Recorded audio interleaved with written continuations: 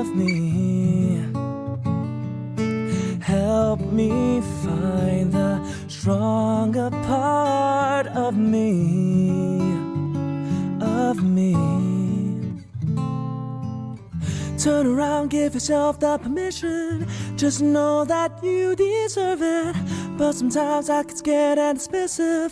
Don't wanna be this way. Don't wanna be this way, yeah. Don't you worry. Take your time, take it slowly. No, don't give in so easily. Yeah, you deserve to be free, yeah. Stop this thinking. Take a breath, stop your doubting. No, don't you see toxicity and worrying has no meaning. I don't wanna be this way.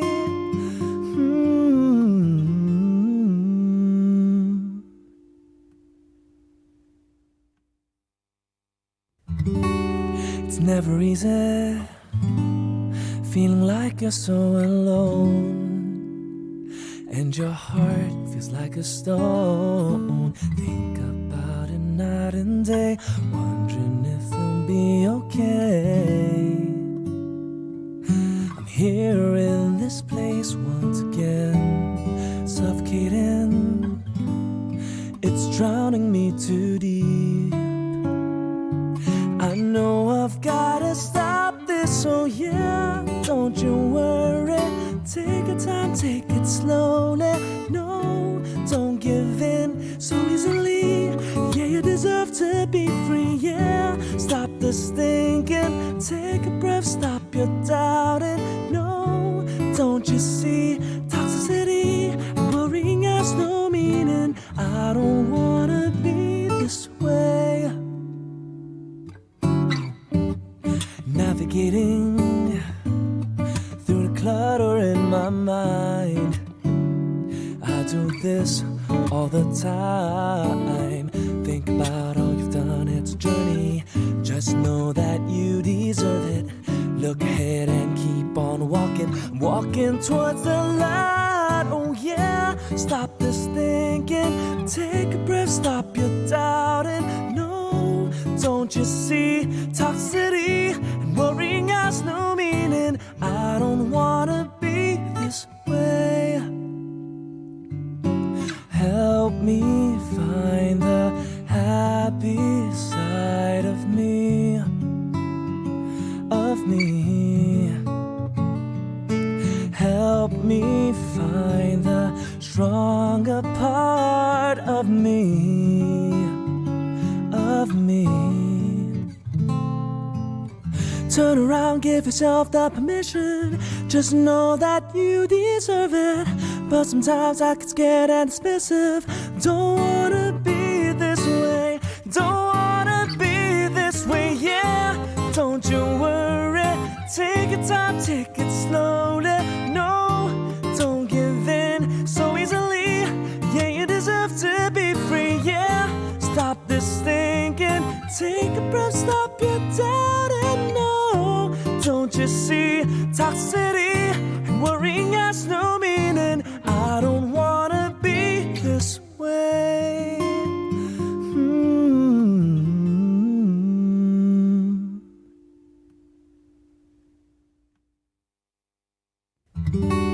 It's never easy feeling like you're so alone, and your heart feels like a stone. Think about it night and day, wondering if you'll be okay.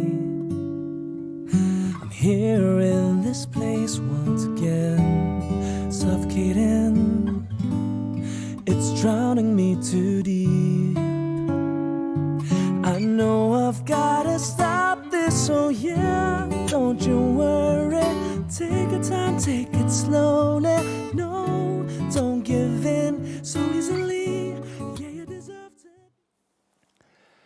Good evening, parents and youth attending as well. Welcome to our dialogue today on helping kids build their mental and emotional resilience and overall well-being as well. My name is Kevin. I'll be your moderator for today, and I'm so privileged and happy to be sharing the stage with these two lovely, amazing and passionate ladies, and I will definitely get you all to introduce yourself real soon.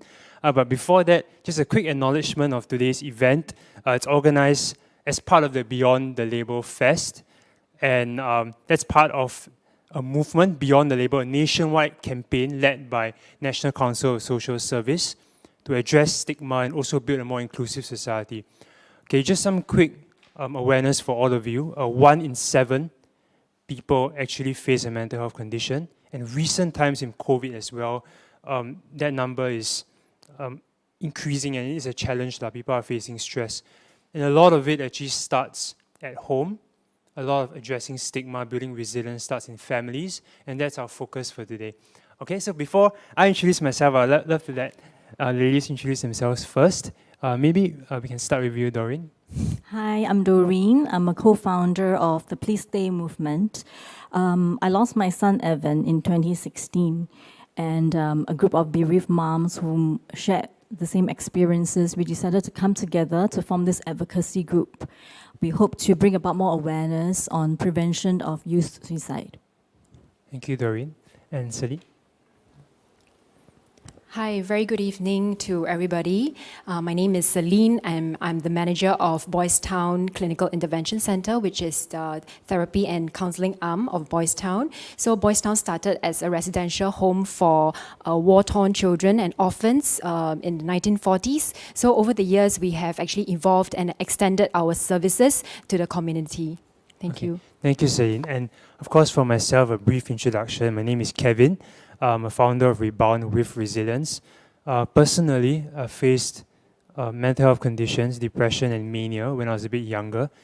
And so that allowed me to empathize very strongly with the challenges youth are facing today, and eventually led me to a passion and an obsession with mental health and resilience. And right now I conduct talks and programs in schools about this. So I'm looking forward to sharing with all of you, and of course hearing from our panelists as well.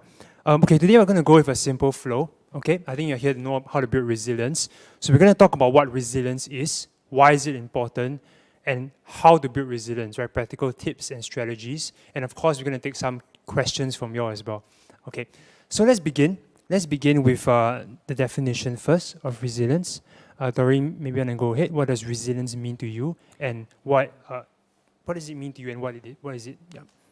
To me, building resilience in a child is giving them the ability to pick up the strength to make mistakes, face challenges, and yet be able to recover from it. Okay. What about you? Resilience is the ability to be able to bounce back from adversity, to be able to manage stress. So resilience exists when an individual uses mental processes and behaviors to promote their personal assets and to protect themselves from the potential negative effects of stress. Okay. Wow. Okay, that's a very nice definition you gave there. But could I ask also, what does it mean to you, resilience specifically? What does it mean to you at a personal level? Personally, for me, I think for youth these days, right, they face a lot of challenges in their lives compared to the times where we were youth. I don't think we faced as much exposure to social media. Okay. We don't have so much comparisons amongst each other. There is also a lot less bullying, and youth these days are a lot more matured. So I feel that they mature at a very young age, and all this come within a very short span of time. The physical changes, the emotional changes, all these things are very challenging to a child. Even for us, as we look at it, we might feel that, hey, that's just part and parcel of life. Okay. But to a child, it might not be that simple. Okay. So to train them to be able to face all these challenges step by step, I think that is part and parcel of building resilience in a child. Yeah, for sure. I think you covered a little bit of the why as well, why resilience is important. I work with youth almost every other day. I have gone to over 100 schools, and it's true that the stresses they face today are very unique. Right? It's different from older generation. Not that they're tougher, but they're just unique. And you rightly pointed out that, inverted commas, like better, more woke. Some of your youth your kids might use this word woke because they're exposed to more information in the environment, and that could affect their processes as well. So thanks, Doreen, for sharing that. Celine, what about you? What does it mean to you, resilience? Okay. Especially if your work, working with youth that might not be come from very privileged backgrounds. How does it mean to you personally? Okay, I think resilience is about really building one's capacity to be able to manage and deal with stress. For example, we will do things to take care of our physical health. For as children or parents, we will tell our children that you need to eat your vegetables, you need to eat your fruits, you need to eat meat and fish to get your omega-3 or to get your protein. Sure. So similarly, if we were to draw parallel to mental health, okay, it's similar. So how do we actually build resilience to mental health? It's similar to how we will build resilience to physical health by consuming vitamins, the necessary supplements. So when we build resilience for mental health, we need to equip our children with the necessary skills and to provide them, with supportive, loving, and positive relationships so that they will actually be built better to be able to cope with stress and adversity. Yeah, that's a very, very interesting good point as well. We will always focus on even for us, right, as adults, I hope I'm an adult. Yeah, I'm. We always focus on the neck down, right? Like building your body up and everything. But the neck up, your mindset, your mentality, your mental health, is something all of us should be concerned about, and can be intentionally built. And so I think it's very underrated. Resilience is very underrated because sometimes we think that it just happens, but it can actually be intentionally built. And if I may share with the audience as well, right? Why personally, if I don't mind, I share with the audience. Why I'm so fascinated and obsessed with resilience, right, is because, of course, I do host a podcast as well, and I speak to many people, and it just fascinates me that despite struggles, despite challenges in life, people have this capacity to overcome. And I've also noticed, right, there is a lot of misconceptions about resilience, one of which is that, one of the most common ones is that resilience is very just a lone wolf mentality. It's just me overcoming my struggles, me pushing through. Yes, that is an aspect of resilience, but there's also an aspect of resilience that involves support, that involves having the courage to rest, to pause. And I think we're going to explore that today. How can we help you both push through in times of need, at the same time also learning where to pause? Yeah. So let's go into... before that, just curious, is there any research about resilience and overall well-being? Just from your experience, resilience and overall well-being. Yeah. Okay, I think there's been a wealth of research that talks about how, the importance of building resilience, especially in the areas of social emotional learning. So, like in schools, there are social emotional learning curriculum, okay, to help our children, to build their resilience. So, therefore, it's really important, to not only equip our children with social emotional learning from school, but as parents, I think there's a lot that parents can do to also develop social emotional learning, actually without really, sitting down as if we're helping them in schoolwork. It can be incorporated on a day-to-day basis, like such as like when you watch TV with children, you can ask, how do you think this character is feeling? What do you think he or she is experiencing?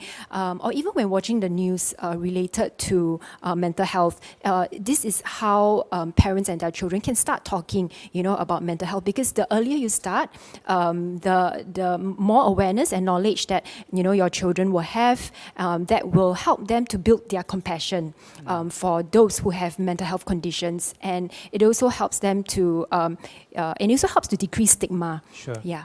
You definitely gave us a teaser, about our strategies which we'll go into right now. Actually, of course, if you are listening to this and you have any questions, do put them down. I guess there's a platform for you to ask your questions, and then we'll definitely address that as we go along. Okay, so I think we can go into the building resilience part, specifically the meat. I guess what they're here for, right? So let's start with, I'd like to divide into two parts, if you all don't mind. More of at a baseline. So for example, because you just mentioned about mental health challenges, and I do think that when kids are going through certain challenges, certain strategies may not work as well.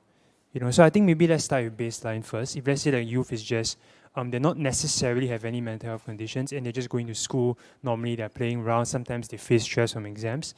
What are some things that we can do as parents to help them build their resilience? Yeah, maybe Doreen, you want to go ahead first? Personally, for me, right, I feel that in order for a child to build resilience, we need to give them that space to make mistakes and for them to know that it is okay to make mistakes. That is the only way they can grow, yet within safe boundaries. We do not want them to falter so badly that they cannot pick themselves up again. Sure. So I think for a lot of parents, that is the challenging part. You know, how much do we let go and how much do we pull back? With every child, they're different, personality-wise, strength and all.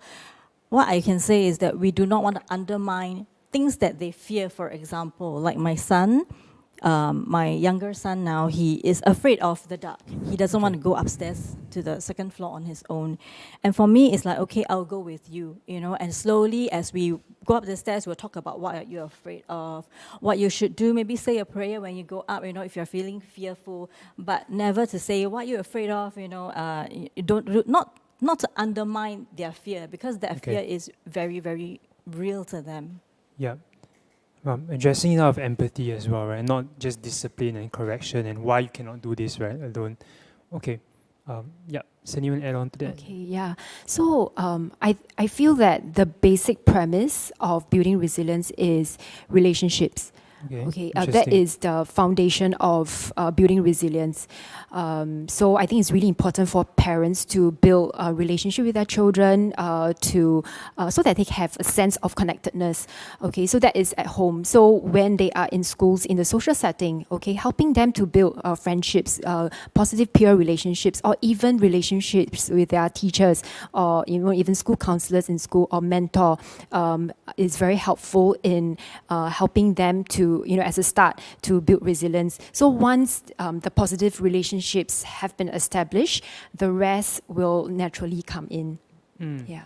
Well, if let's say the kid very difficult, like maybe parents listening, like, very hard to build relationship with my kids. Our thinking is a little bit different. Let's go deep a little bit on that point about building positive relationship with kids. Are there anything from your experiences, personal experience, also with working with many youth as well? What are some things that they have to keep in mind that might break trust and also build trust?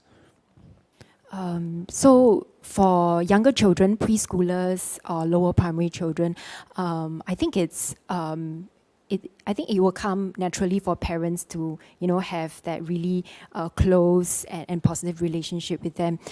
In my experience of working with children, youth, and parents, the parents normally start to face challenges when their child enters into the adolescent development stage. Okay, that is when it's no longer their cute little young child. Have become like somebody who has someone who has a mind of his or her own. So that's when parents find it really difficult to have that that close bond and relationship with them, and they start asking, what happened to my child? I used to be so close. She or she used to tell me everything. So I think with regards to building relationship with youth, especially, I think is the part where parents have a lot of difficulties with. Yeah, so usually what I would actually recommend them is, do understand, read up about, adolescent developmental challenges. What are the, for example, like their need for privacy, their need for autonomy, meaning the need for them to be in control and to make their own decisions. So I think it's about having that balance, giving them space, yet at the same time, parents also need to watch out for what they are doing. So it's really a very fine balance. It's hard. It takes practice for some parents to be able to achieve that balance. I guess if parents want to do further research as well, like parenting styles is something they can look at, right? Being too overly permissive or like overly authoritarian, you want to find somewhere in the balance, right? But Doreen, maybe you can share with us anything to add on to that. I think the most important thing for us as parents in this generation, right, is to really forsake what parenthood means. I had a very strict father, and anything that he says was law. Everything that he set down was like the Bible. You have to follow everything or you get punished.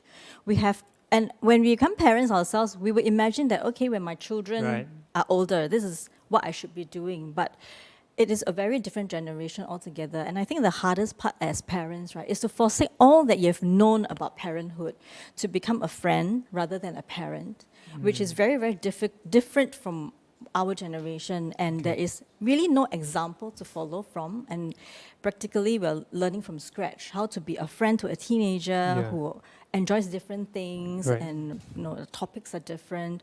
It's really about learning their interests and trying to be a friend to them. Okay. Just going back and also sharing my own experience, right? I mean, as you can tell, I'm not a parent, not yet at least, but of course, my parents have been a huge part of my development in life.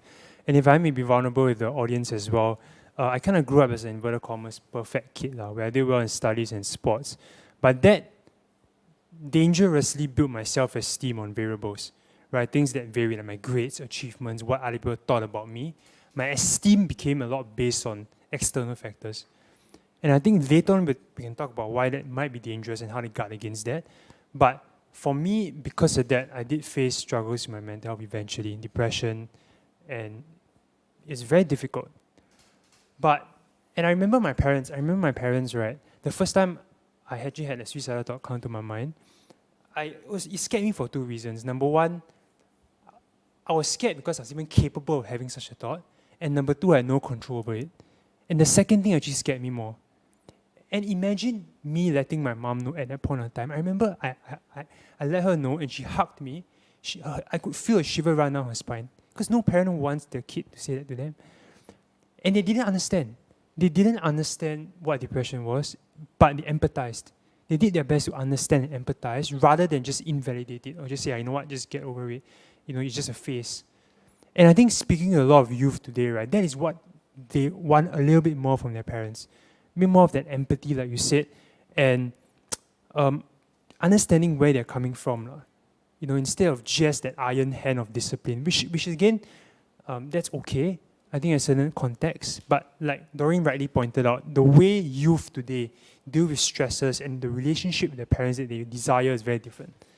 So I think we need to acknowledge that. Yeah, thanks so much for sharing authentically about experiences with your kids. Let's go back again because we talk about relationships, let's go back about Doreen's point on allowing them to fail. Right, I think that's very interesting because sometimes as parents, we tend to get overprotective or we want to protect them or prevent them from failure. But as you rightly pointed out, the only way you can develop resilience is through failure. The very definition of resilience means the ability to overcome to failure or setbacks, right? Which means that without failure, it is impossible to develop resilience or the independence of mind. But unfortunately, when some parents, they helicopter, right? It's very hard. When the kid grows up, they cannot make their decisions for themselves and their resilience level is reduced. So how can we, do you have any tips to actually, instead of protecting them, instead of preventing them, preparing them for failure, right? Giving them a good relationship with failure. How can we help with that? You want to start first? Maybe Doreen? I feel that the most important thing here is letting them know that it is okay to fail. I think like yourself, my son was also a perfectionist. He wanted to be the best in everything. On top of that, he had an autism condition, and that made him, like what Celine pointed out just now, very rigid to certain thoughts and ideals. So if I don't do well, I'm stupid, And because of all this, right, he put a lot of pressure on himself, which may not be necessary. So I think as parents, it is very, very important for us to let them know, if you don't do well during your exams, it's okay. We'll try again. We'll try better next time. Okay. Yeah. So that I think is the important point. Okay. Giving them the safety net to know that they can jump, but you're there to catch them when they fall, right? Actually, I ever told my daughter, if ever, right, you were to get pregnant before you're married, wow. I will raise your child. Wow. You have to let them know that you're always, as a mother, you're always there for them. Okay. Thanks for that, Doreen. So I think I really like what Doreen has just shared. What she just displayed was unconditional love for her children. Like no matter what they do, she will always be there for them. And early on, I also like, Kevin, what you shared about to prepare them for failure rather than preventing them from failure. So I think that is really true. I think sometimes it's also parental expectations. So as parents, I think it's important for them to be able to adjust expectations of the child. Yeah, because sometimes we have certain I think it's normal for parents to have expectations of their children. So along the way, as our children meet, challenges, I think it's also important that parents should adjust and adapt their expectations according to the situation and according to the context. Because we don't want to set, I always tell parents, don't set yourselves up for failure, and also do not set your children up for failure. Yeah, so if you're expecting, let's say, 90 marks upon 100, yeah, and you know that if your child cannot achieve it, you are setting him or her up for failure. And then when the child did not get the marks that the parents want, and then that's when the child will be in for a lot of disappointment. And even if, let's say, the child did not achieve it, use it as a learning opportunity. What can we do, to make things better? Yeah. Coaching on dealing with failure, I found to be very useful. Right, I think we'll touch into that. I wrote down my notes, how to coach your kids through failure. But let's rewind and talk a bit about previously what you mentioned, Celine, before that. Expectations, right? Expectation. I just want to say that even as someone growing up, even for now as an entrepreneur, having very high expectations is dangerous because stress, and I think something you can consider, stress is the gap between where we are and where we want to go. And kind of the way to reduce stress is to move towards the goal or to let go of your expectations, right? So there are two ways. But if they're very unrealistic expectations, no matter what they do, they will still be stressed out because the gap is always there. And chronic stress, it's a killer. It is not good for kids to undergo chronic stress. That said, I think some stress is necessary, but beyond a certain point is distress. That's where it gets a bit dangerous. How can, I know we roughly talked about this, but how can parents find that balance, knowing that, okay, because you mentioned about how we shouldn't push our kids too hard, but at the same time, we also don't want to just lax, right? Where can they find that balance? I'm sure they have it in their mind. Okay, I think firstly, I think we need to understand that every individual is unique. All right, so we need to be able to understand our children's personality. Some children, they can be pushed. Okay, they're able to take a lot of stress and handle it very well. It doesn't mean that experiencing a lot of stress is a bad thing. We need to look at how an individual is coping with it. That is the key. Yeah. Okay. So some children can take a lot of stress. Okay, that is their personality. So when their parents push them, okay, to achieve that additional 5 marks, they're fine. They're perfectly okay doing it. But if you have a child who is not able to manage that stress very well, and you continue to push, and that is when everything is going to just break down. Okay, and that's when what you mentioned, over a period of time, becomes chronic stress. And when chronic stress not dealt with, it will become toxic. Yeah. It becomes toxic stress. Yeah. Okay. Doreen, you want to add anything on to that? Maybe in your kids, do you notice differences in the way they deal with stress? Definitely, because all their personalities are very, very different. For example, one child might require you to coax her into doing things, whereas another child, she deals better with challenges. If you succeed in this, you're gonna be rewarded, in a certain way, and that motivates her. So every child is different, and we really need to know what is it that makes the child tick. Okay, thank you. Yeah, just to summarize that point, right, on resilience, I think first thing is perspective. We need to have a certain perspective and communicate that to our kids, that it's, like you say, it's okay to fail, and specifically that failure can be a good thing if you learn how to extract the lessons and learn from it, not to demonize or punish or to, until they become so scared of failure. Anyway, stats for you all, right? Singapore, we have one of the most fearful countries in a PISA study where kids are, I think 3 in 4 students fear failure. Yeah, and I think we are the highest. I think 77% of them fear for their future when they fail. Highest in 77 countries of percentage. Yeah, so I think something we can work on for sure. So one thing is perspective, helping them to shift their perspective. Okay, the next thing I guess is control. I'd like to talk about control, specifically about self-efficacy. I think the word just means the ability to bounce back, the ability to actually deal with failure themselves. So how can we coach kids to increase to prepare them for failure, and how can we coach them to deal with failure? Earlier, I've mentioned that it's really important to equip our children with social emotional skills. Okay, so social emotional skills include skills like functional social skills, communication skills. How do we teach them to resolve conflicts, adaptive problem solving, and how to be able to do perspective taking, which is be able to put themselves in somebody else's shoes and look from their point of view. So these are the skills that is really important for children, in order to build that self-efficacy. Sure. Yeah. It seems a bit overwhelming though, right? Maybe you could, if let's say parents listening to this, wow, there are so many things. Is there any resources or any way they can start small and slowly build up? Okay. Doreen, I'll give you a chance to add soon. So sorry I cut you off. Yeah. So one way to start that I always share with parents is start with stories. Start with storybooks. So when for children, you can start them off by reading stories to them. Okay. There are a couple of good books that actually promote mental health. Of course, they do not use the word mental health in these books. Yeah. So one title I can think of is The Way I Feel. Okay, so parents can actually search for that title. Yeah, it'll be in the chat. Yeah, okay, The Way I Feel. So this book talks about, emotions. So I think emotion regulation is also a very important part of social emotional learning. So help teaching them to recognize emotions in themselves, expressing how can they express emotions appropriately, emotions in other people, how do they recognize emotions in other people. So we can see cues, okay, this person is angry. What should I do or what I shouldn't do, to further fuel the anger, that kind of thing. So parents can always start out with stories and then have a conversation, around exactly.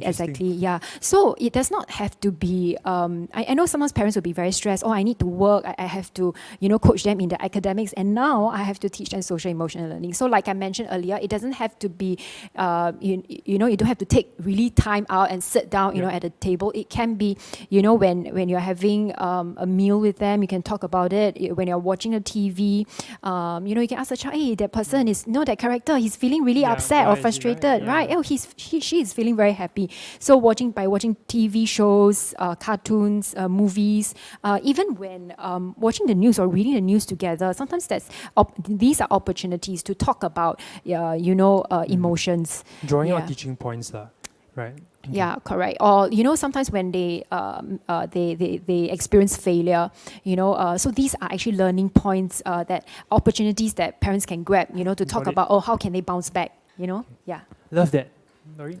I think another thing that we need to take into consideration, I'll always speak to my children, what is failure to them? For example, my son, right, he is learning to skateboard, and then when he doesn't succeed in a stunt, he comes back devastated, and he's like, I'm such a failure, I'm so lousy, But we always talk about it and say, that's not a failure. At least you tried, you dare to try, and you're going to get better every day if you persist.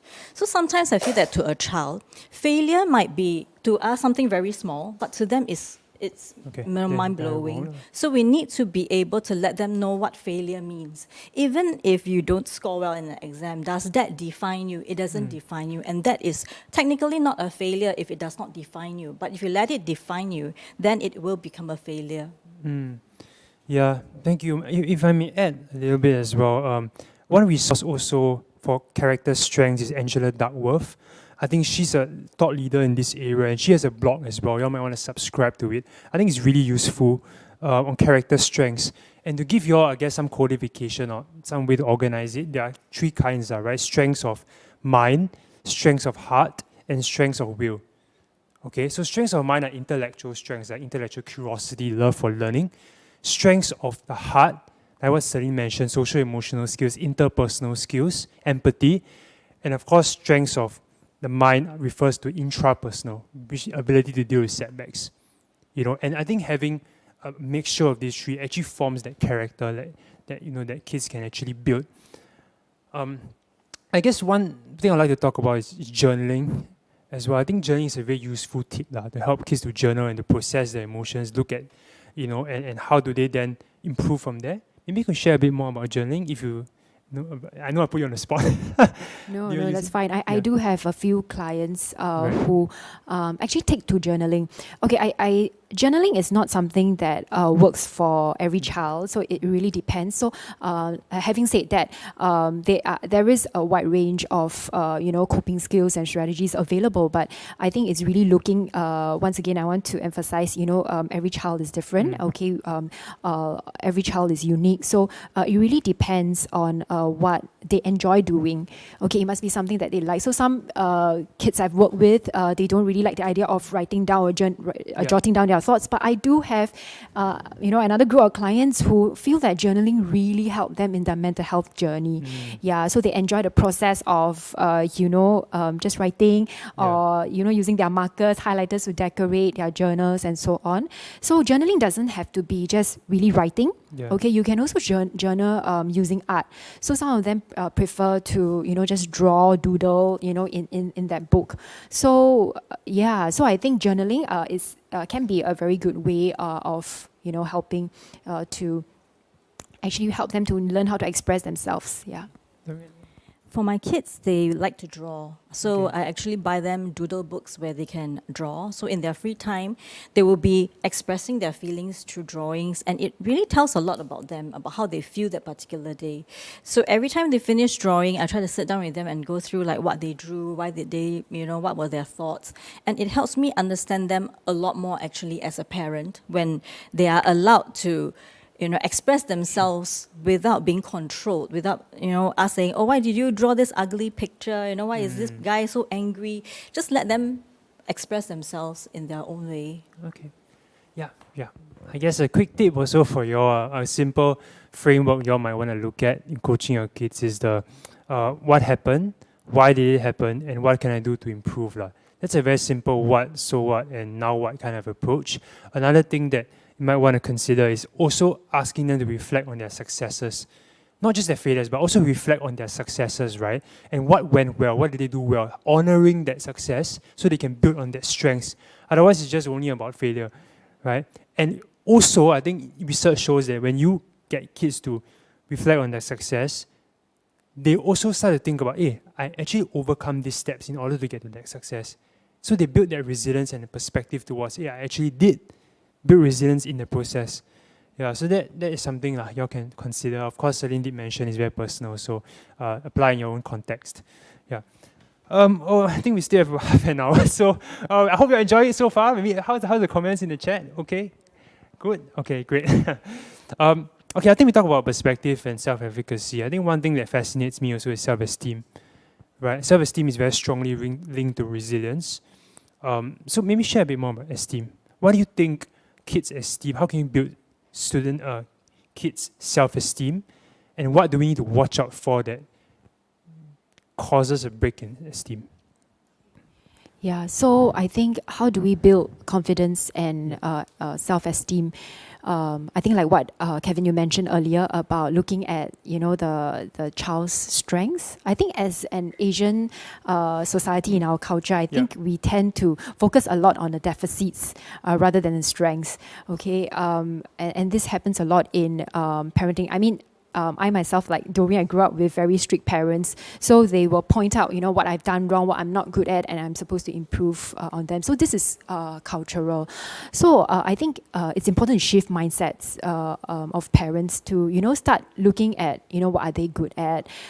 It may not have to be a particular capability. It can be also personality. Like if you have a child who is very helpful, so that could be, a strength as well.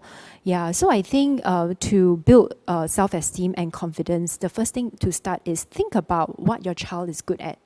Yeah. Okay. Doreen, you want to add? I think a child draws a lot of strength from their parents when their parents equip them, like what Celine has mentioned, right, the ability to feel good about themselves. So for me, when I talk to my son, if, for example, we met up with somebody yesterday and he comes back and say, "Mommy, I feel so bad for this person," I will tell him, "You're so kind. You're such a kind boy, and I'm so proud of you that you're a boy like That's that, nice. and that is something that not everybody is will have." So little things like that are things that we need to take note of, and we need to praise them on. We need to reward them. We go through really elaborate celebrations. When my child comes back and she does well in her exam, we were like, okay, let's go for a big meal. Yeah. We do very elaborate things like that, just to let her know that we are celebrating your success with you. But I think at the same time, there is also that balance required. That if they don't do well, you don't punish them and be the other extreme. So I think rewarding them, acknowledging what they have done, acknowledging why they're different, this is very, very important in building their self-esteem. Even if you just hug them and tell them that I'm so proud of you, I love you, Yeah. that makes them feel that, there are people who really, really loves me in this world. And it's that's important, I feel, to a child. You're building their esteem on constants, right? You're Yes. building their esteem on things that's not just tied to a grade, or because grades are very restrictive, right? It's just, first of all, the strengths and depth, the depth and breadth of your kid's strengths, right, cannot be contained in a grade, right? The grades cannot measure the ability to persuade, right? Or for example, or to speak, interpersonal skills, or like you said, holding a door open for somebody. That is something that a grade cannot measure, but it's worth infinite value. And I think that when you build that in kids, right, they start to develop that esteem that I have value, right, regardless of certain external variables.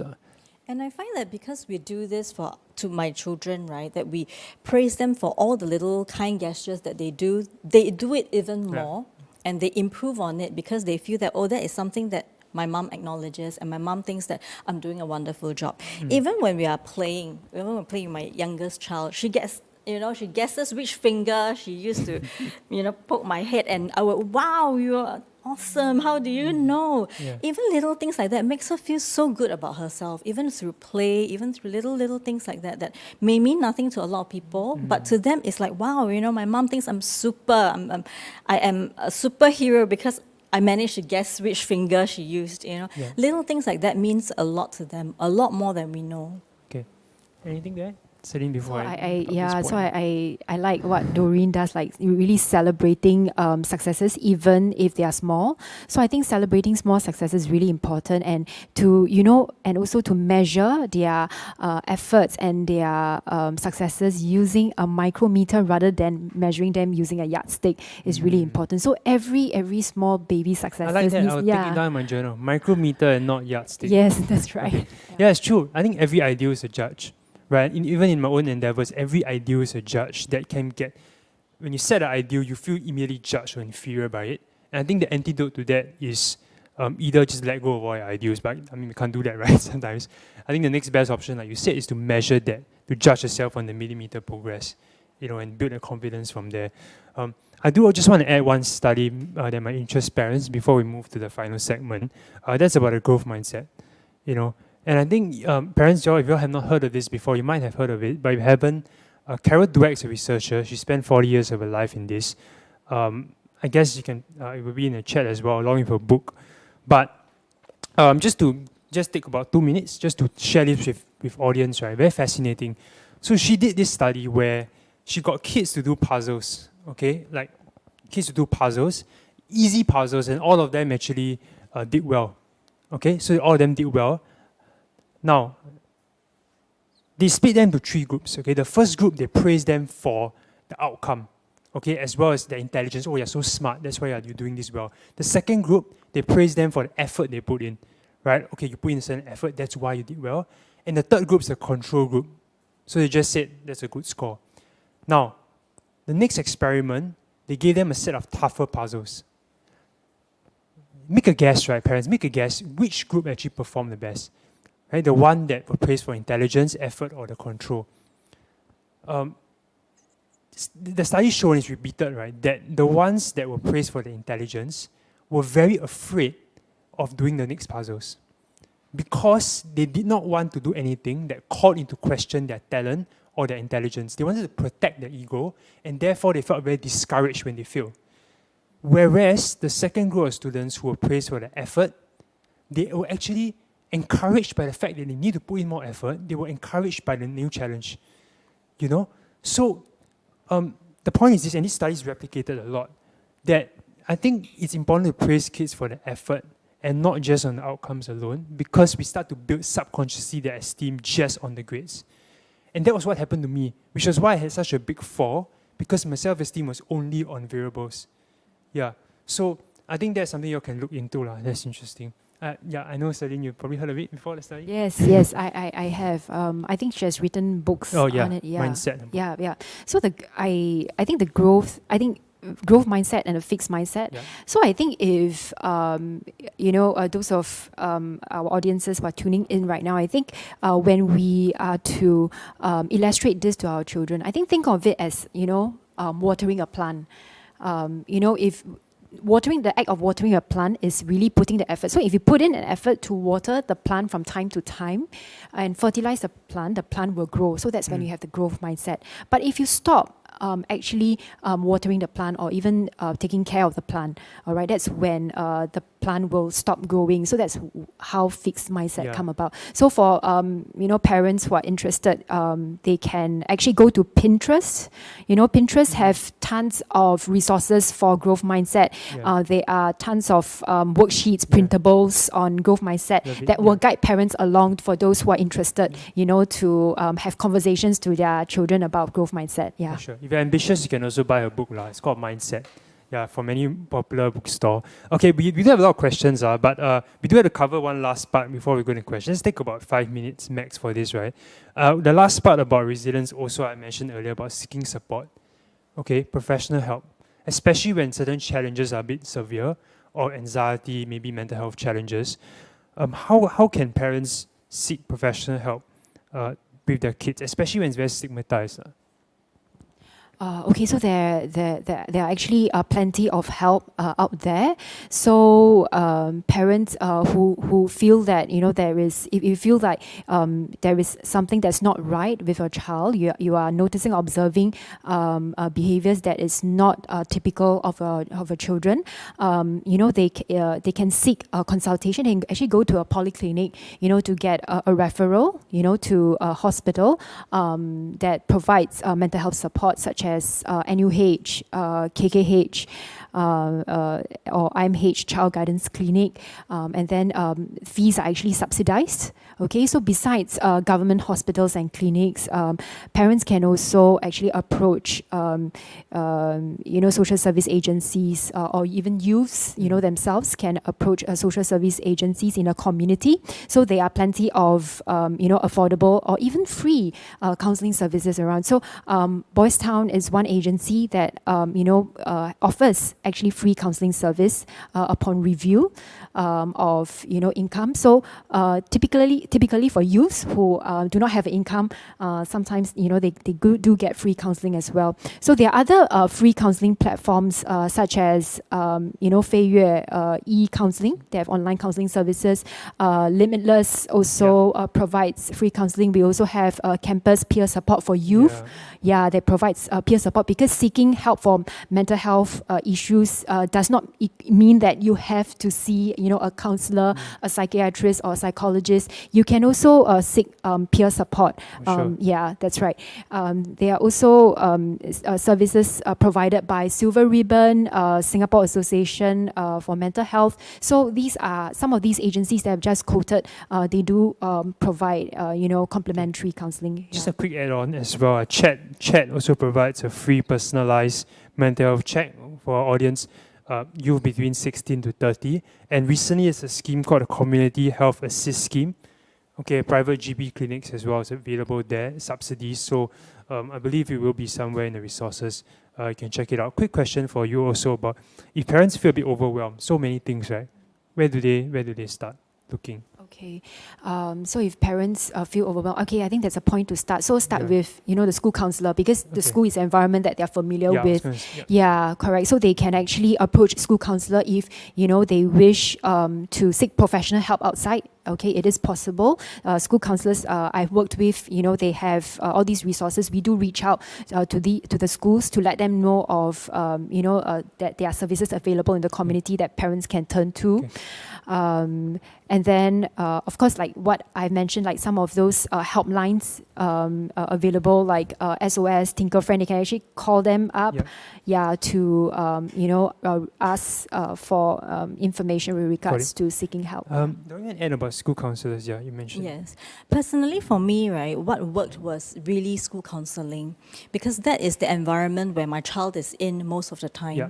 I think a lot of parents feel like, how do I even start? For me, where my child was enlisted to school, the secondary school, I informed the teacher that she lost her brother and I want her to be closely monitored. And from there onwards, right, I have a very close relationship with the school counselors, even my kids who are in primary school, and the teachers as well. So if that morning when she goes to school and she's not feeling good about anything, I will text the teacher and say, she's not feeling good today. Please watch out for her. Please make sure she doesn't leave the school without your knowledge. Just, make sure that, take it easy with her. So I feel that this is important, because the school counselors would have the opportunity to know her friends as well, whether she has got any issues with her peers.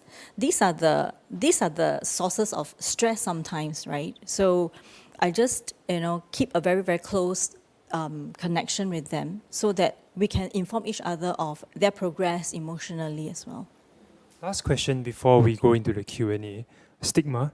I know parents might face this, if you think your friends might think, or my kids are going for counselling. They think there's something wrong with them, inverted commas. Now, that is something that I tell you, I want to keep neutral, but I'm really so passionately advocating against this. Because seeking professional help, support, is really no more than speaking to someone that just a wise person is helping out with that food. And there shouldn't be any stigma attached to that. How can we address that?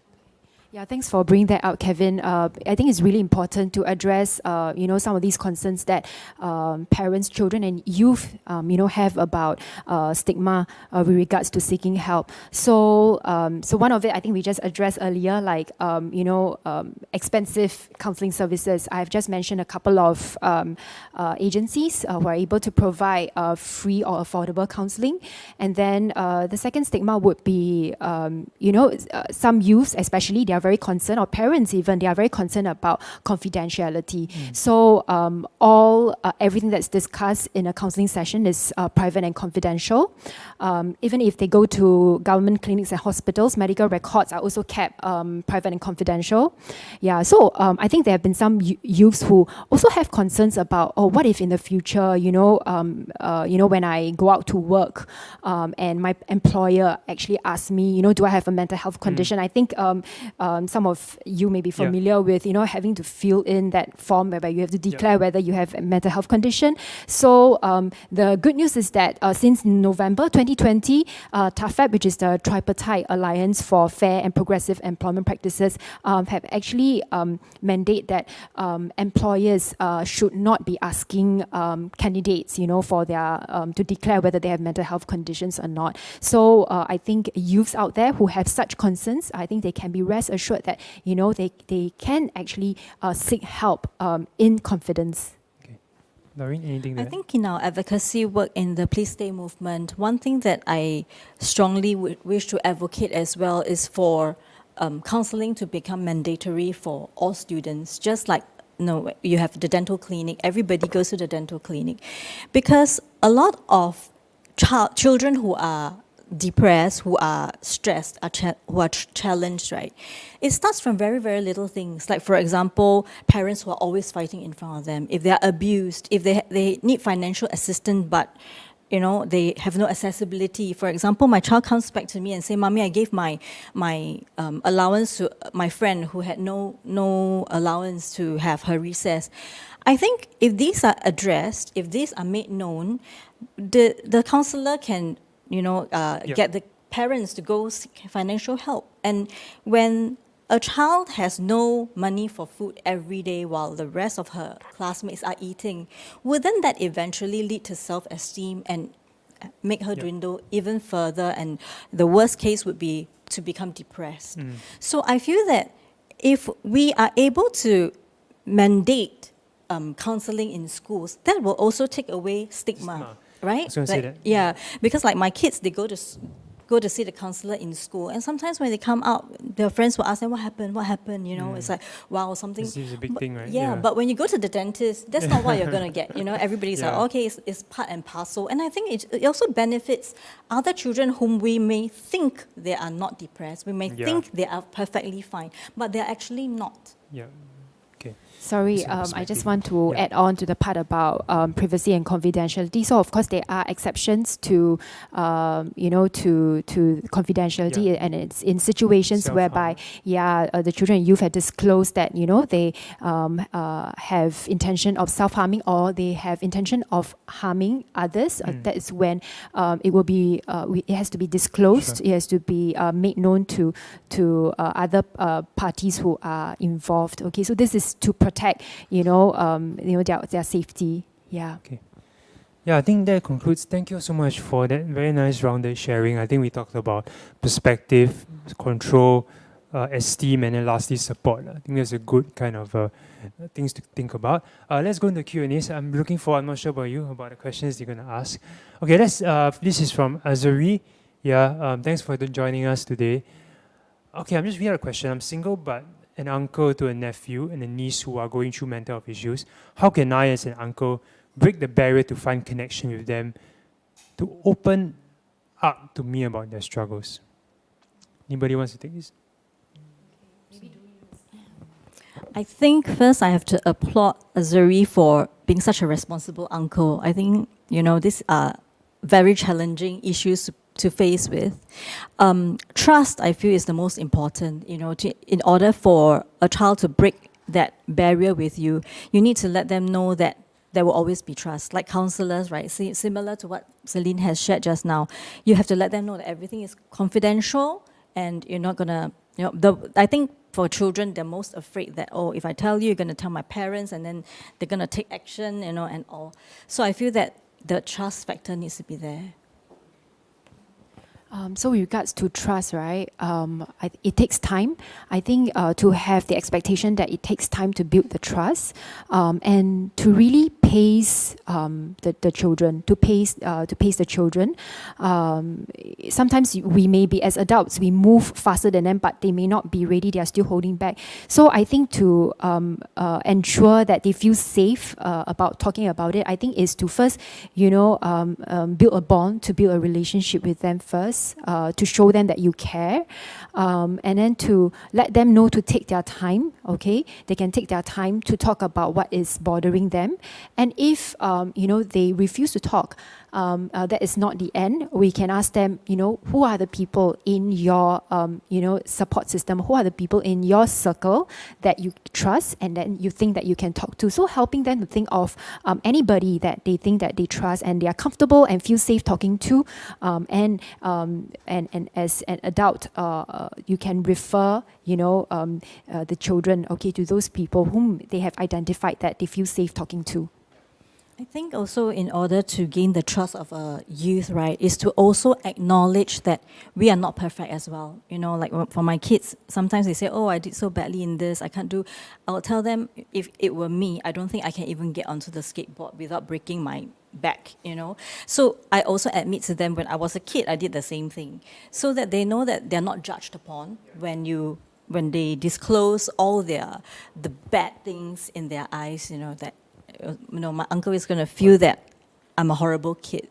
To wrap it up, I think it might work with youth as well. Two things that really help is vulnerability.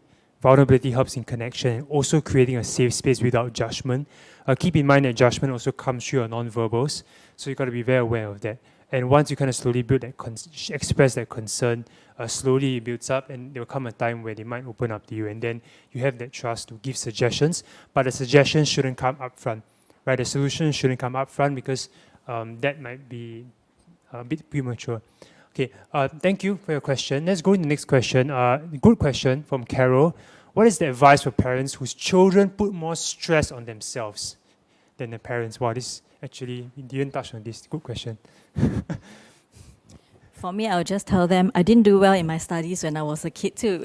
And that's the first thing I will tell them, that you don't have to do well. And I always remind them, do you think I remember how many points I got for my PSLE? You're not judged by that. You're not defined by that. I don't even remember what I got. So it doesn't matter what you do. It doesn't matter how you do now. What matters is you learn along the way. Can I be that devil's advocate? Let's say they don't care. They cannot, they must win their friends, their personality is the chiong kind, and then they are so stressed out because of that. How can we kind of temper that a little bit without overly... Okay, maybe I'll hear from you first before I share my opinions. Curious to know. Okay, I think I must acknowledge that for parents who have children who actually give themselves a lot more stress than parents themselves, it is really very challenging. Yeah, so especially when the child has a lot of rigidity, and they have they are perfectionists themselves. It can be really difficult for parents to try to break through that. So I think what parents can try doing is that sometimes some children need a bit of coercion, okay? Like if the child say, okay, I need to study now, and that a child has been spending a lot of time, revising his or her work. I think get the child, okay, come, let's go out of the house, let's do something, And then if the child, no, I don't want. I think as parents, pull them along, Okay. Tough. Okay. It's tough, because this relates to me. I put a lot of stress on myself, and my parents couldn't stop me when I was that age. Also because the environment I was in was like that. Because I went to elite school, right, and everyone around me is striving. I think it was difficult, but I guess you want to add anything? Yeah. So what changed for you? I'm just wondering. Honestly, it's not the best answer, but depression woke me out of it. It's out of necessity that I had to change it, because if I did not change my paradigm, I'm not sure where I would be, honestly. So, which is why I think it's important, again, parents to have that communication and that conversation and discussion with, their child is, what if you don't do well?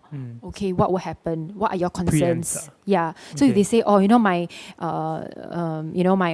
classmate, my schoolmates are actually doing a lot better than me, they got into the CCA of their choice, and so on, then I think it's important for parents to let them know and to reassure and to address the part about that does not define who you are.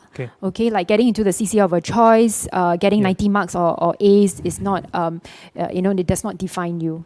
I think moderating as well, right? What they see on social media, like all the good things are always put out there. Wow, we and didn't talk about that. Wow, I don't know why. Yes, good point. This person's got mom's so proud of him because he got full marks. And that puts all the unnecessary pressure onto themselves. I've seen TikTok videos of youths who post about their achievements, like they will, post a screenshot of their O-level grades, straight A's, and then what school they've gotten into, which university they've gotten into. So these can actually further add pressure. For sure. So we always tell them that they only put the beautiful things online, right? They'll never put all the bad ones. You can't compare someone's highlight reel to yourself. It's not fair, right? You always fight a losing battle. And also, grass is not greener on the other side, and grass is greener where you water it. And I think for myself, discovering that was useful. I love your answers. You can't change it entirely, but you can moderate it to the best of your ability. I hope that answers your question. Okay, next question I think is interesting. From a youth, I presume, what should I do when my parents say that I'm not resilient enough? Wow. Okay, I think that's a really tough question. Okay, I think for the youth, first of all, I want to say that it can be a very getting such a response from your parents telling you that you're not resilient enough, don't cry, only weak people cry, or if you seek help, it's weak of you to seek help. But what I want to share with this youth who we are presuming that is a youth who is asking this question is that I think seeking help is actually a source of strength. Okay. If your parents were to tell you that you're not resilient enough, I would like to invite you to think about what you're good at. Okay, it doesn't have to be, something like a skill that you need good at. But remember, I shared earlier on, what is, your strength? What is your personality? Are you a kind person? Are you a helpful person? Are you generous? Think of your personality. In what ways, do you think that you are, good in? Yeah, so this is my message, for these youth who is asking this question. Doreen, anything to add? I think this really hits very close to heart. It's like our advocacy group, right? We want to create more awareness to parents as well, to let them know that, as a society in entirety, right? It's not just the peers, but also parents need to understand that what children feel are very real. And like what I said previously, do not enforce what we feel, what we experience as children and put it onto our kids these days, because the challenges are totally different. To really appreciate that they too feel lousy about themselves, and the last thing they need is for it to come from a parent. A parent is the one who is supposed to provide the support and provide the defense against your children.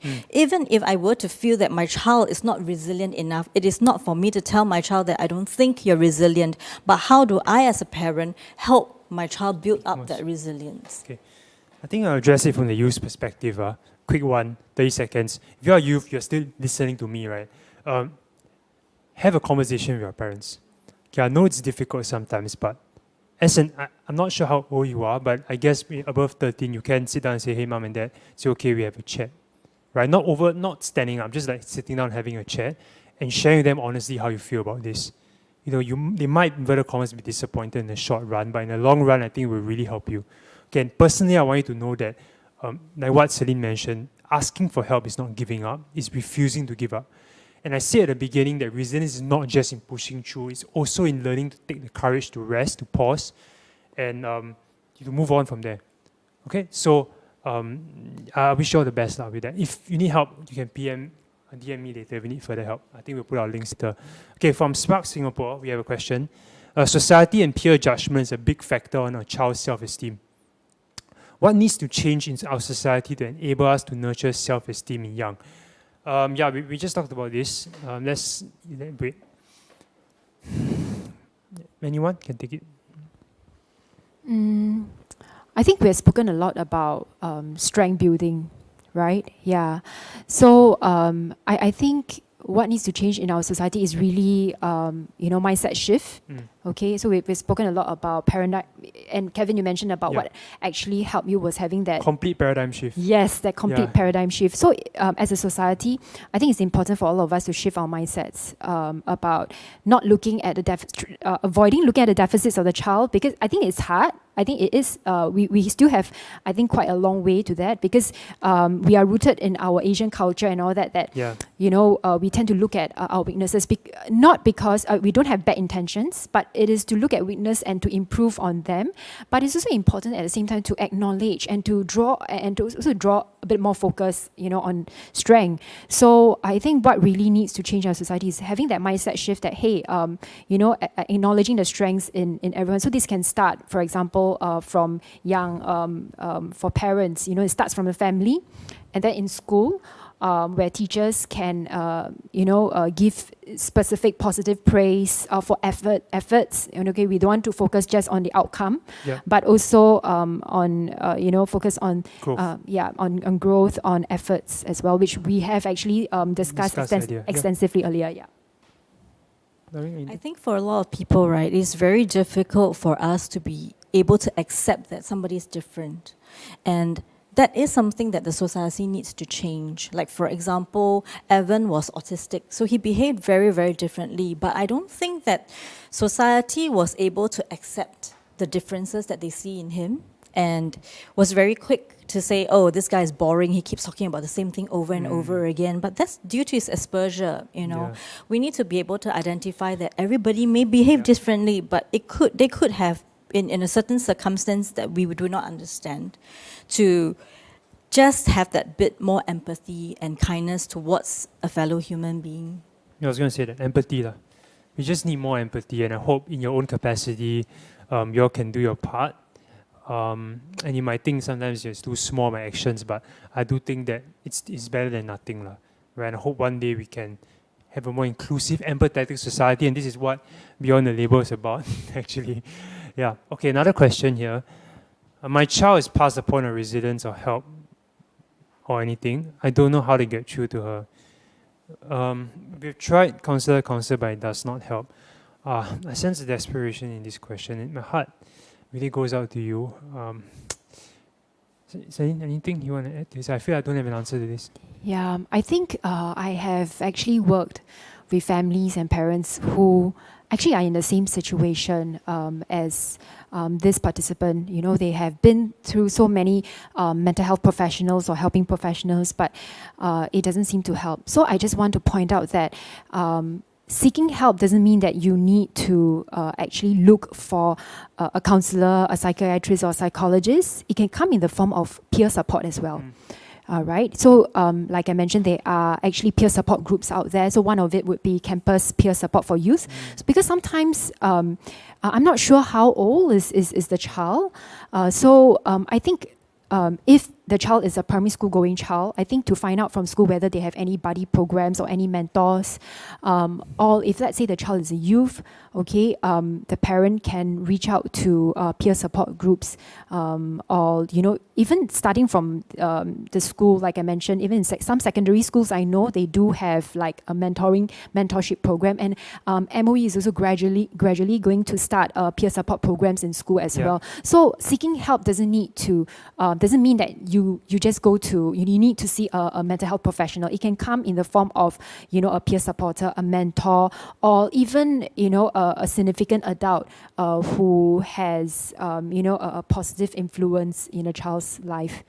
Yeah. I think shopping for a counselor is a very tricky thing. Yes. Yeah. There is no, you can't rush it. You cannot base your, you know, like on 2 meetings with a counselor and say, oh, it is not working out. Yet you don't want to drag it out when it doesn't help you at all. So that, I think, is the point that is difficult to navigate. Like, when do you switch counselors? I think that is the crucial point of it. Yeah, absolutely. I think I agree with Doreen. I think it's, I like the analogy that she's using, like shopping for a counselor or a mental health professional. I think it's about really finding the fit. You know, sometimes parents, they feel like they're on the verge of giving up because they have been through like 3 or 4 counselors. But I just want to say that don't give up, keep trying. Sometimes you may never know that, you know, you just keep asking and keep shopping around. You will find, you know, that good fit that will actually, that your child will be able to, to form a relationship with. Yeah, and I also agree with Celine also that the help may come in another adult. You know, it doesn't have to be a mental health professional. Like for my youngest daughter, for her, her help came in the form of her form teacher, whom she really loved. And every time she feels lousy about something, I'll text the form teacher, and the form teacher will say something encouraging, and she will come home from school happy, laughing. That's really sweet. So I think it is important to identify who is a significant person in her life that makes a difference. You brought up such good points. I just want to wrap this up with my own experience. The parent listening, right? At certain points in my own mental health journey, I can just touch my heart and let you know, right, that I would never imagine that I'll be here doing what I do today. At certain points, I genuinely believe, right, that I'll be a shell of a person I used to be. Okay? And that is, I know it's hard at that moment, it's hard to cling on to hope, but I do hope that you can cling on to it with whatever that you have. Even if it's a small glimmer, just cling on to it. And like what Celine and Doreen mentioned, I do hope and believe that you will find that goodness of it and also build a community possibly. For me, it was a community, it was volunteering, it was social support as well, not just from a professional. So having that community can help your kid potentially. So keep seeking and have faith. Okay. There are a lot of good questions, but we will have to cut in about 10:15. Okay, we'll answer a few questions. If your questions didn't get answered, feel free to just connect with us beyond the program. We'll put our links later on. Yeah, but let's go to the next question. How do we know if a child can be pushed? Yeah, we briefly talked about this earlier. How do we know that he has reached a limit? How do we know how resilient can a child be? Yeah. I think really watching out for the signs of stress, of escalating stress. So when you see your child becomes okay, children may either externalize or they may internalize. So externalize means that they may start throwing a lot of tantrums, becoming very angry, aggressive, and then they may scream and shout and say, I don't want to do my work, and things like that. So we should take the cue from the child. But we also have children who internalizes. Yeah, so which means that they may start to withdraw, they isolate themselves. And then instead of seeing an improvement in their grades, we actually see a deterioration in their studies. They may not submit, their homework. They start to, hand in poorer work than usual, for example, because they spend so much of their time in school, right? So usually academics is one way, quite, I would say, a sure way to actually look out for signs of escalating stress. So they may not sleep very well, they don't eat well. So these are the signs of stress that we should be looking out for. And then when we do see, unusual behavior, so as parents, you're the one who actually know your child best. You will know when your child is acting in a very unusual manner. So I think go with your gut feel. If you know something is not right, okay, I think stop what you're doing. Okay, then you will know that probably you reach a limit. So, and then how do we know how resilient can a child be? Actually, I would say it depends on, you may observe through the way he or she handles setbacks, failures, and how do they solve a problem, when they encounter with an issue. That's why it is very important that we don't do helicopter parenting. We just take a step back, see how the child is solving their problems, observation, and then after that, if necessary, then we can step in to give support. Yeah. I love that. Any difference from baseline behavior, something you want to watch out for? Yeah. Doreen, you want to add? I agree with Celine to look out for all the actions that, or the behavioral changes.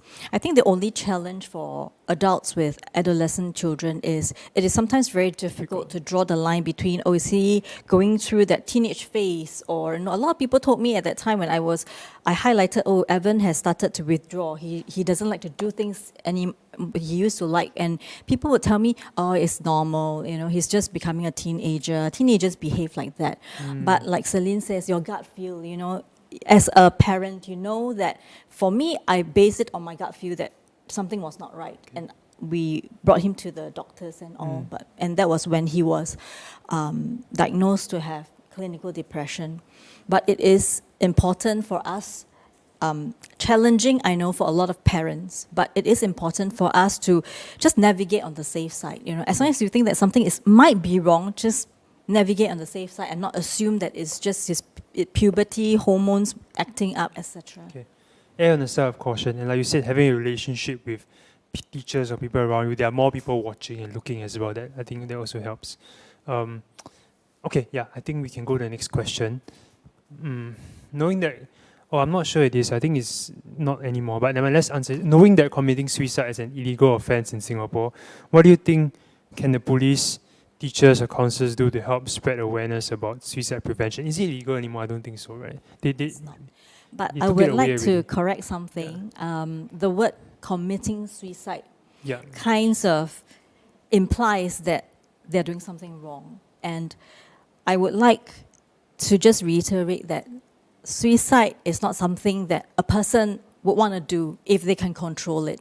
Nobody would want to leave behind the people that they love with a bright future in front of them. Sometimes the depression is so strong that it really pushes you to the edge. I personally suffer from depression myself, and I know how it feels to sometimes feel like, that one step ahead, I just take one more step and it will end everything. I will feel no more fear, I will feel no more pain, I will not feel like that again.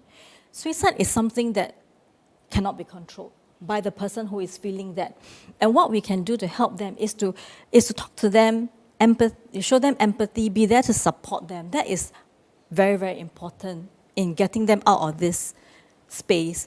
For the police, teachers, counselors to come in and spread awareness about suicide prevention, we can talk so much. But a person who is really depressed, the reason why they're depressed is because they feel that there's no more hope. There's already no more hope, and nothing is going to help them. That is something that they strongly believe in. So only when you touch that person heart to heart, that is when you're able to help that person, not by law. Yeah, I think law is just black and white, right? Within it is us. It's the spirit, it's the society that helps. And suicide has been decriminalized already. Decriminalized, I think, this is the last question. Yeah, maybe Celine just add on last Yeah, sentence. I think the PleaseStay movement have done so much. I think Yeah. that I need to commend that all the good work that they are doing in really advocating for awareness, about suicide and so on. So, how can teachers and counselors in schools especially do to help spread awareness about suicide prevention? I think is to again have open conversations. I think to let them have open conversations with students, okay, about suicide. I think some of us may be very afraid to talk about suicide because there is a myth or misconception that if you talk about suicide, okay, it may aggravate suicide risk, Yeah, they're very sensitive. or to you may it. plant seeds, Yeah. Into everybody's head, but that's not true. So when you do talk about it, I think there has been research, to show that that is not true. Okay, and in fact, if you do mention about suicide, anyone who has an ideation, okay, they are actually appreciative that people are Some talking about it. empathize. Okay. Yes, and it gives them the space and the opportunity to talk about it. Yeah, and then for teachers and counselors to let students know that it's okay to be not okay. Yeah, and then and also of course education, okay, about watching out for the signs of warning signs of suicide can help actually prevent deaths. Yeah, I think with that, we've come to the end of today's sharing. Thank you all so much. I learned so much, and my heart is full of gratitude for both of you and the work that you do. Our audience, I hope you feel the same way as well. For those questions that were not answered, beyond the label, we'll address them separately, okay? So don't worry. Of course, stay tuned. I'll leave the ladies some time to share their plugs and where you can look for resources, and then we'll just wrap up. Yeah, so just maybe share with us some final words to the audience and also where can they find your work. Okay, so what I would like to actually share with the audience is that don't give up. Okay, there are many help available. Okay, I think it has been mentioned, I think a couple of times earlier on, that some of the concerns that especially youths face nowadays is the stigma that I mentioned about costs. There are actually free and affordable counselling services available. And then what you share during counselling sessions are private and confidential, except for disclosure when there's a disclosure of risk, harm to self, okay, or harm to others. And then if for those youths who are concerned about seeking employment in the future, I just want to emphasize that employers are required not to ask their candidates, to disclose their mental health condition. For me, I would like to say that resilience, it can grow from the inside, but it can also come from the outside. If we have a group of people around us who can give us that support and let us know that we are not alone, we can build resilience from there as well. Like for me personally, I feel I've built a lot of resilience being with the group of moms in the PleaseStay movement, knowing that I'm not alone in this journey, and that there's always somebody there behind you to rally you on when you feel lousy. And it's normal for you to feel lousy. That is important to know, that it is normal for you to feel lousy, and count on the people that you trust on to take baby steps, one step at a time. Okay, thank you. Of course, you can look at PleaseStay movement's work. I think the links will be put in the chat along with Boys Town as well. For me, I mean, you can find me at Rebound with Resilience. Of course, personally, you can email me as well. But I do run a podcast dedicated to resilience and mental wellness. If you have resources for parents, for youth as well, you can find it on YouTube or Spotify or on our respective social pages. I just want to leave one final message. Bell, what a nice name. Bell Beyond the Labels Help Board. Okay, it's one way we can seek information about mental health resources in a private and convenient manner. So if you know anyone overwhelmed with stress, anxiety, just get access to Bell at the link, all right? And of course, do check out Beyond the Labels, FAST other programs, whole slew of programs. Organizers are behind the screens. They're working so hard, round the clock. We should give them a round of applause as well. And yeah, I think with that, we've come to the end. And yeah, I guess we can just wave to them, say bye to them. Thank you, everyone. I appreciate your We love you and we hope, Bye. wish you all the best. Okay, bye bye. Stay resilient. Stop this thinking, take a breath, stop your doubting. No, don't you see toxicity and worrying has no meaning. I don't wanna be this way. Navigating through the clutter in my mind. I do this all the time. Think about all you've done, it's a journey. Just know that you deserve it. Look ahead and keep on walking, walking towards the light. Oh yeah, stop this thinking, take a breath, stop your doubting. No, don't you see toxicity and worrying has no meaning. I don't wanna be this way. Help me find the happy side of me, of me.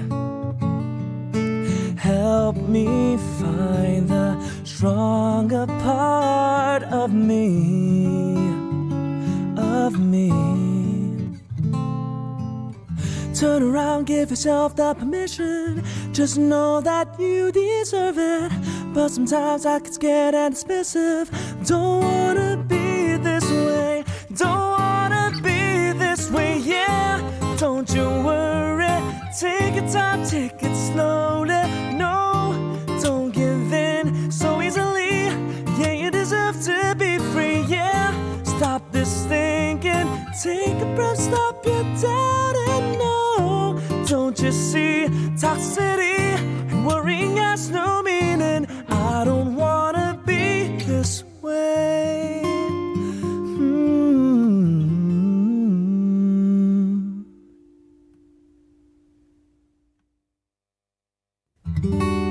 It's never easy feeling like you're so alone, and your heart feels like a stone. Think about it night and day, wondering if you'll be okay.